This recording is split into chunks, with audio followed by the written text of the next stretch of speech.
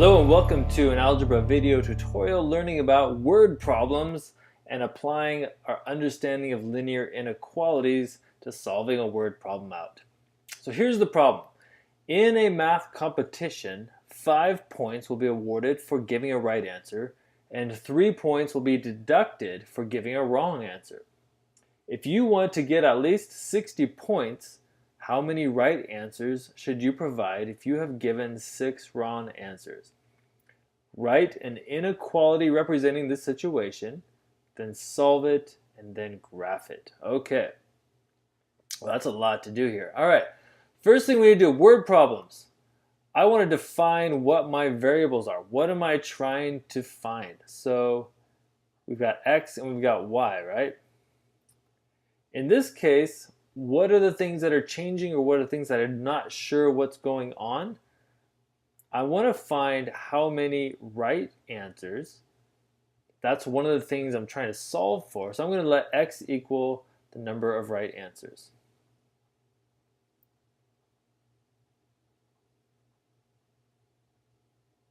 We always define our variables based off the question that we're actually trying to answer in the problem. Now my y variable, the other thing that's changing is the amount of wrong answers, right?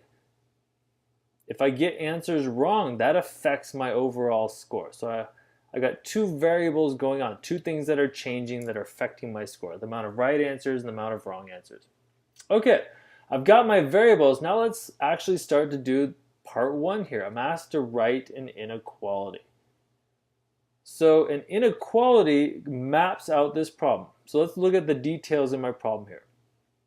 Every time I get a right answer, I get 5 points for a right answer. Every time I get a wrong answer, we lose 3 points for each wrong answer. But the total that I need to have is I need to get at least, there's my language of inequalities, at least 60 points. So I'm kind of highlighting, I'm feeling out those key points in the problem, and each of these things I need to have reflected in the inequality I make. Okay, so if x is the number of right answers and I get 5 points for each right answer, I can let 5x represent the points from right answers.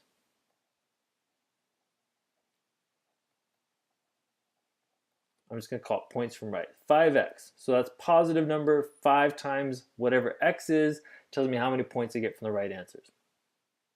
Okay, now I add to that the fact that if I get a wrong answer, I'm going to lose some points. So I'm going to lose 3 points every time I get a wrong answer. So that's represented by loss of points, loss from wrong answers. So there we go. -3 times however many wrong answers I get, combined with adding 5 for all the right answers, the net effect now is I want to be at least, which means, well, more than would be nice, but it could be equal to 60. So that's how I interpret it, that at least. It could be 60 or more than 60. So that's a greater than or equal to problem. There's my inequality. Getting some points right, so I'm getting points from that. I'm losing points from the wrong answers. The net effect is I want it to be greater than or equal to 60. So there we go. We just wrote an inequality representing this situation. All right, well, what do I need to do now? I'm asked to solve it. So what am I trying to solve for? So in this problem, I'm asked to answer how many right answers, that's the question, should we provide if we are given 6 wrong answers? Okay, so that's the problem I'm trying to solve. I've got an inequality that represents the situation, but now I'm looking at a particular. If I get 6 wrong answers, and if y is my wrong answers, then I'm saying, okay, if y equals 6, if I get 6 wrong answers, then what does x need to be? I'm going to solve it out for how many right answers I need to get. All right, so let's take my inequality. I know y is 6, so I'm going to substitute that in for y, solve for x, and find out what it should be here. So I'm going to do that right here. So we got 5 times the number of right answers plus -3 times 6 has to be greater than or equal to 60.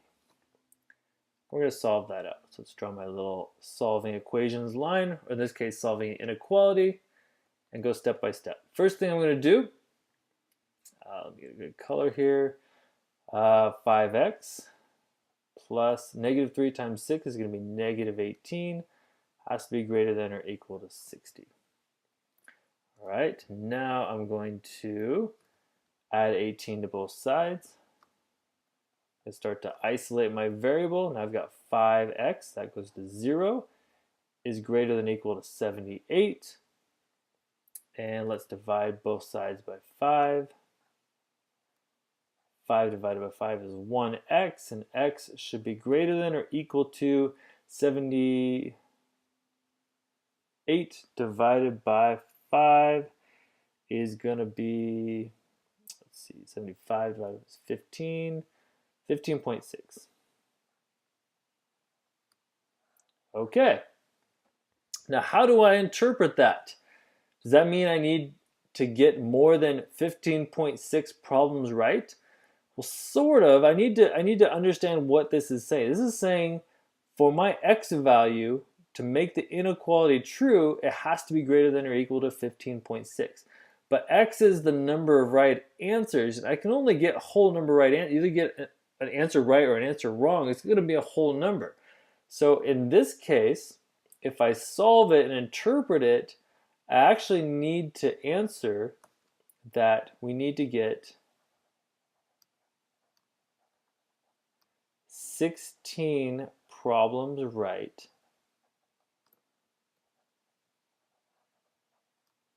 to get at least 60 points. So we had to round it up, 60 points. If I only got 15 problems right, 15 is not greater than 15.6. So it had to be 16 for x. Pay attention to the context and all the meaning as you're answering these problems. 15 point, this is technically right, but again, algebra is helping me solve the actual problem. It makes more sense to say I need to get at least 16 problems right to get at least 16 points. Okay, my last step I need to do is graph this thing out. So here's my inequality right here. I'm going to rewrite it, 5x plus -3y has to be greater than or equal to 60. And in particular, I'm going to graph this using x and y intercepts. So if x is 0, then I put 0 in for x, and my y-intercept is going to be -3y is equal to 60. My y-intercept is going to be -20. If I solve it out, divide both sides by -3. So there's my y-intercept. Now let's find my x-intercept. If I make y equal to 0 in the inequality, all of this turns into 0, and I'm left with 5x equals 60. If I divide both sides by 5, then x equals 12. So there we go, my x and my y intercepts. So if I was to graph this out now, at a y value of -20 and an x value of 12,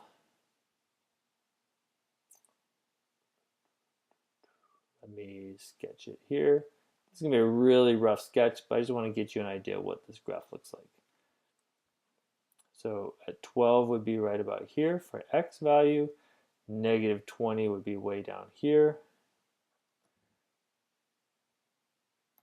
Let's go ahead and plot those points. There's my y-intercept, my x-intercept. It's going to be a solid line because my inequality is greater than or equal to. So I'm going to do a solid line between there to represent my boundary line. All right, so there's my line. It's equal to, so I need to have that solid line there. Okay, now I need to figure out which side to graph it on. It's a little bit tricky. The temptation might be to say we shade up, right? 5x plus -3y has to be greater than or equal to 60, so we would shade up. but it's not necessarily true in standard form. So what I'm going to do is I'm going to pick a test point. It's either shading this side or shading the other side of the line. I'm going to pick this test point 0, 0. I'm going to put 0, 0 into the equation for 5 times 0 for x and y. So 5 times 0 is 0, plus negative 3 times 0 is 0. So 0 plus 0 is 0. Is 0 greater than or equal to 60?